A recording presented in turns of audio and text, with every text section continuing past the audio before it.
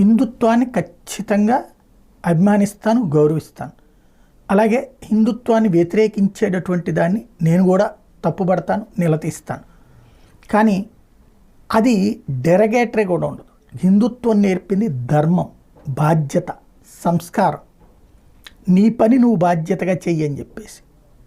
కానీ ఆ ధర్మం దగ్గర, ఆ ధర్మమే మనకి శ్రీరామరక్ష. ఆ ధర్మం న్యాయమూర్తి తప్పకూడదు. ఒక న్యాయమూర్తి చేసినటువంటి ప్రసంగం న్యాయమూర్తి స్థాయిలో చేయకూడదు.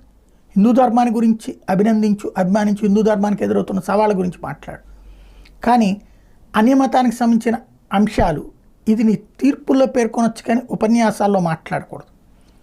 ధర్మం దారి తప్పుతుంది. అప్పుడు ఒక ధర్మపీఠం మీద కూర్చునే న్యాయమూర్తి వన్ సైడెడ్ అన్నటువంటి పక్షపాత ధోరణి అన్నటువంటి ఫీలింగ్ వస్తుంది. ఈవెన్ ఒక ధర్మం కోసం హిందుత్వాన్ని